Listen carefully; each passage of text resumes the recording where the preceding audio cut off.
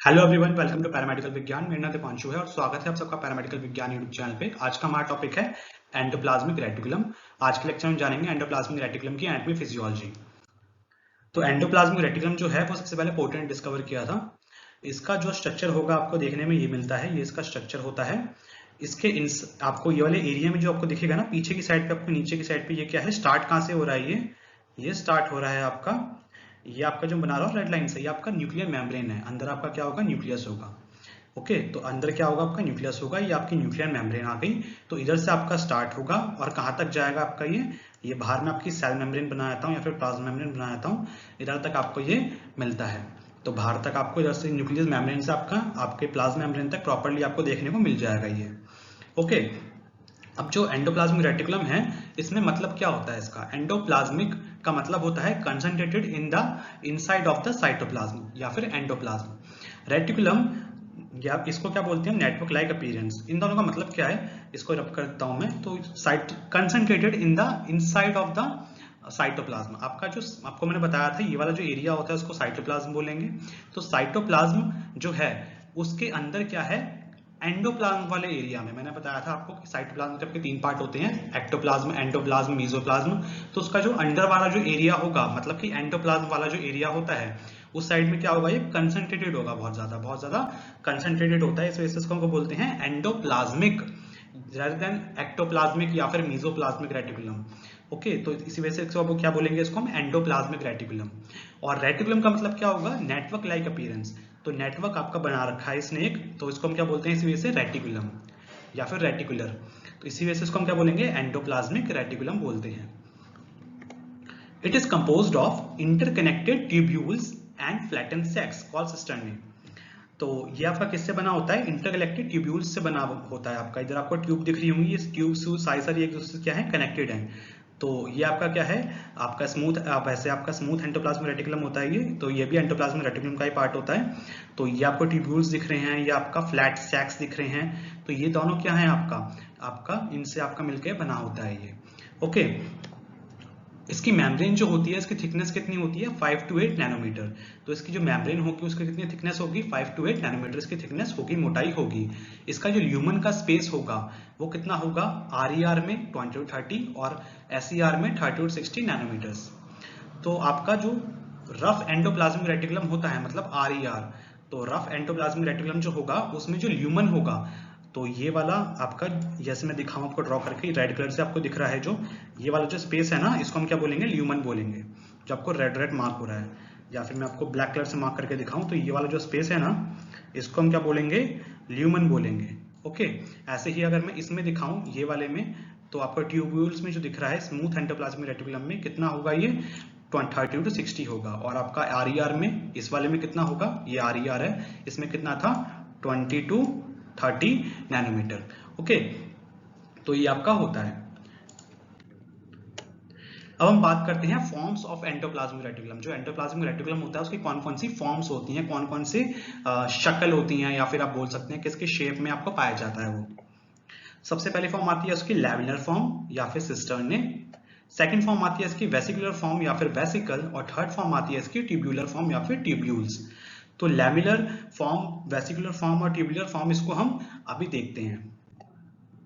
सबसे पहले हम बात करेंगे लैबुलर फॉर्म की। आपकी जो लैबुलर फॉर्म, उसको हम सिस्टर्ने के नाम से भी जानते हैं। ये आपका जो दिख रहा है आपका डायग्राम, इसमें आपका क्या है, ये वाला जो है येलो, इस तरीके से जो आपको कलर दिख रहा है, ये आपका कौन सा होगा, सिस्टर्ने फॉर्म होता है। सिस्टर्ने आपका ये इस तरीके का आप दिख सकता है आपको, अगर आप देखेंगे तो इस तरीके से फ्लैट फ्लैट सैक दिख रहे हैं आपको ये। तो ये क्या है, द सिस्टर्ने आर लॉन्ग, लंबे होंगे, फ्लैट होंगे, सैक लाइक अनब्रांच ट्यूब्यूल्स होंगे। जैसे कि आपके ट्यूब्यूल्स में क्या है, इधर ब्रांचेस हो रखी हैं, तो इसमें क्या होंगे, आपको ब्रांचेस नहीं दिखेंगी। और ये लंबे हैं, लंबे देख रहे हैं आप, ये लंबे हो रखे हैं, फ्लैट हैं, चपटे हैं, और सैक लाइक इसकी अपीयरेंस है। ओके, इसका जो डायमीटर होगा वो कितना होगा, 40 to 50 आपका माइक्रोमीटर। इसका डायमीटर 40-50 माइक्रोमीटर होता है। और RER जो है आपका रफ एंडोप्लाज्मिक रेटिकुलम, ये जो आपको दिख रहा है ये वाला, जहाँ पे मैं आपको दिखा रहा हूँ, तो इस पूरे एरिया में क्या होगा, RER जो है ना वो आपका स्पेशली एज अ सिस्टर्ने पाया जाता है। तो जिसको मैंने मार्क करा, ये क्या है आपका एज अ सिस्टर्ने पाया जाएगा। Found in secretory cells like pancreas and brain. तो सिक्रीटरी सेल्स, जो भी सेल्स होते हैं जो कि कुछ सिक्रीट करते हैं, एंजाइम सिक्रीट करते हैं या फिर कुछ और हार्मोन्स सिक्रीट करते हैं, सिक्रीट करने वाले सेल्स में आपका क्या होगा, या आपका एंडोप्लाज्मिक रेटिकुलम या फिर सिस्टर्नी आपका इस फॉर्म में ज्यादा पाया जाता है। ओके, इसके बाद हम बात करते हैं सेकंड फॉर्म की, जो कि हमारी वेसिकुलर फॉर्म या फिर वेसिकल। तो आपको इस तरीके से देखने को मिलेगा वेसिकल। ओवल शेप्ड होगा ये, Oval shaped membrane bound vacuolar structure है, वैक्यूल लाइक स्ट्रक्चर है, जैसे आपका वैक्यूल देखने को मिलता है तो ऐसे ही आपकी शेप होती है इसकी भी। और इसका जो डायमीटर होगा वो 25 से 500 माइक्रोमीटर तक इसका डायमीटर हो सकता है। ओके, और it is found in the end of the cisternae and tubules. तो सिस्टर्ने आपका कौन सा वाला था, ये वाला है ना, और ट्यूब्यूल्स आपके ये रहे। तो इनके एंड पे ही, जैसे मैं आपको दिखाऊं तो सिस्टर्ने के एंड में ही आपको इधर से आपका वेसिकल बन सकता है, इधर भी आपका वेसिकल बन सकता है, और इसके बाद आपका साइटोप्लाज्म में रिलीज हो सकता है। आपका ट्यूब्यूल्स में भी आपका इधर आपका ये वेसिकल आपका बन सकता है, तो इधर इसके एंड पे आपको देखने को मिल सकता है, found in the end of the cisternae and tubules. Okay, तो आपका सेकंड फॉर्म होती है वेसिकुलर फॉर्म। इसके बाद हम बात करते हैं हमारे थर्ड फॉर्म की, जो कि हमारी ट्यूब्यूलर फॉर्म या फिर ट्यूब्यूल्स। आपको ये देखने को मिल जाएगा, ये वाली जो फॉर्म है ये क्या है, हमारी ट्यूब्यूलर फॉर्म है। ये कैसी होती है, थिन होती है और इलोंगेटेड ट्यूब्यूल्स होती हैं, थिन है और इलोंगेटेड हैं, ऊपर की तरफ से इलोंगेटेड ट्यूब्यूल्स हैं। इसका जो डायमीटर होगा वो कितना होगा, 50 to 100 माइक्रोमीटर। तो इसका डायमीटर होता है कितना, 50 to 100 माइक्रोमीटर इसका डायमीटर होगा। It is found majorly in non secretory cells like striated muscle cells. तो स्ट्रिएटेड मसल सेल्स जो होते हैं उसमें ज्यादातर आपको ये देखने को मिल जाता है। अब हम बात करते हैं एंडोप्लाज्मिक रेटिकुलम की, जो होते हैं वो कौन कौन से टाइप्स होते हैं। पहला टाइप होता है इसका रफ एंडोप्लाज्मिक रेटिकुलम, जिसको हम आरईआर भी बोलते हैं, और सेकंड टाइप होता है इसका स्मूथ एंडोप्लाज्मिक रेटिकुलम, जिसको हम एसईआर या फिर स्मूथ एंडोप्लाज्मिक रेटिकुलम बोलेंगे। तो रफ एंडोप्लाज्मिक रेटिकुलम जो होता है उसके बारे में पहले अच्छे से जान लेते हैं। ये आपका स्ट्रक्चर है, तो also called granular endoplasmic reticulum. तो रफ एंडोप्लाज्मिक रेटिकुलम को हम ग्रैन्युलर एंडोप्लाज्मिक रेटिकुलम के नाम से भी जानते हैं। ग्रैन्युलर क्यों, क्योंकि इसके ऊपर क्या होगा ना, आपके राइबोसोम्स चिपके होते हैं। आपको दिख रहा होगा ये जो डॉट डॉट है ना, छोटे छोटे से आपको दिख रहा होगा, तो क्या है, हमारे राइबोसोम्स हैं। तो आपको ग्रैन्यूल्स की तरह दिखते हैं आपका माइक्रोस्कोप में ये, इसी वजह से इसको क्या बोलेंगे हम, granular endoplasmic reticulum. RER has ribosomes attached to its surface, giving its a rough appearance under the microscope। तो मैंने बताया था आपको, आपका ये राइबोसोम इसके ऊपर चिपके होते हैं, इसी वजह से इसको हम क्या बोलेंगे, रफ एंडोप्लाज्मिक रेटिकुलम बोलते हैं। It is involved in protein synthesis and processing. तो आपका ये जो प्रोटीन का सिंथेसिस होता है और प्रोसेसिंग होती है, उसमें ये इन्वॉल्व होता है आपका कौन, rough endoplasmic reticulum. Ribosomes on the RER synthesise proteins. तो आपका जो राइबोसोम होगा, जो इसके ऊपर चिपका हुआ है, आपके इसके ऊपर लगा हुआ है, वो क्या होगा, वो आपका सिंथेसाइज करेगा प्रोटीन्स को।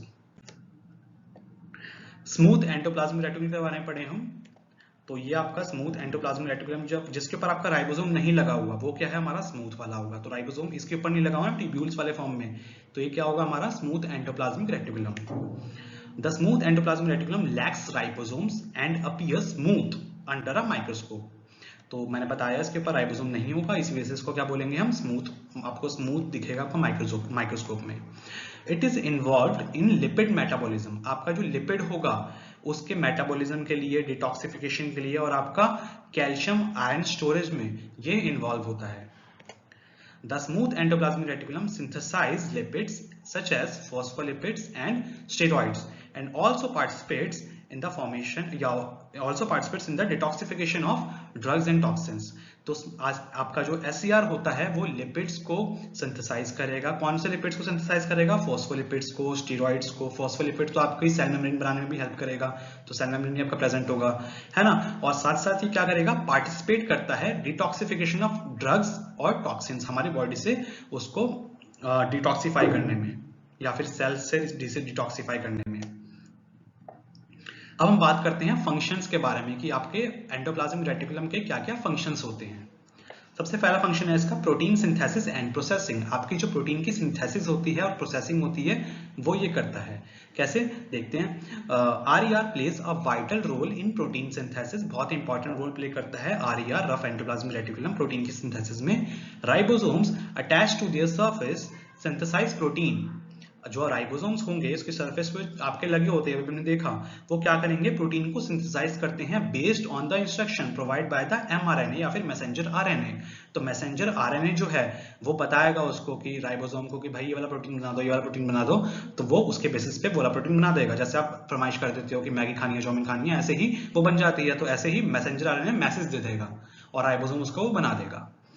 As protein are synthesized, they enter the lumen of RER। जब आपका प्रोटीन बन जाएगा तो वो कहाँ पे आपका एंटर करेगा, रफ एंडोप्लाज्मिक रेटिकुलम में एंटर कर जाएगा, वेयर दे अंडरगो फोल्डिंग। तो आपका प्रोटीन तो बन गया लेकिन प्रोटीन आपका फोल्ड होगा, प्रोटीन की फोल्डिंग होगी और पोस्ट ट्रांजिशनल मॉडिफिकेशन होगी। मतलब कि ट्रांसलेशन के बाद, ट्रांसलेशन में mRNA से प्रोटीन बनना, उसके बाद की जो मॉडिफिकेशंस हैं वो आपकी होती हैं। Proper folding and modification of protein are critical for their structure and function। तो प्रॉपर फोल्डिंग और मॉडिफिकेशन जो होती है वो बहुत ज्यादा जरूरी होती है उसके स्ट्रक्चर के लिए और फंक्शन बनाने के लिए। वो जो आपको प्रोटीन पढ़ाऊंगा बायोकेमिस्ट्री में बताऊंगा उसके स्ट्रक्चर्स वगैरह के बारे में। तो फोल्डिंग स्ट्रक्चर्स होते हैं उसके काफी सारे। सेकंड पॉइंट आता है इसके अंदर, सेकंड फंक्शन आता है कि लिपिड मेटाबॉलिज्म। इसका जो लिपिड होता है उसके मेटाबॉलिज्म में हेल्प करता है। ये आपका एसईआर बेसिकली इसमें इन्वॉल्व होता है। देखते हैं, SER is involved in lipid metabolism. It synthesise lipids including phospholipids and steroids. तो सिंथेसाइज क्या करेगा, फॉस्फोलिपिड करेगा, स्टेरॉइड करेगा। Lipid are crucial for the membrane formation. ये मैंने बताया था आपको कि सेल मेम्ब्रेन जो होती है उसके बनाने में आपका बहुत ज्यादा मेन कंपोनेंट होता है वही, एंड वेरियस सेलुलर प्रोसेसेस में भी काम आता है। The smooth endoplasmic reticulum also participates in the आपका breakdown of fatty acids and detoxification of lipid soluble drugs and toxins। तो स्मूथ एंडोप्लाज्मिक रेटिकुलम जो होगा वो पार्टिसिपेट करेगा आपका फैटी एसिड को ब्रेक डाउन करने के लिए, और साथ साथ ये क्या करेगा, डिटॉक्सिफाई करेगा आपके लिपिड सॉल्युबल ड्रग्स को या फिर आपके टॉक्सिन्स को। ओके, तो ये आपका लिपिड मेटाबॉलिज्म भी आपका एसईआर करता है, और प्रोटीन सिंथेसिस मेजरली आपका कौन करेगा, आरईआर करेगा। तो इसको आपको याद रखना है।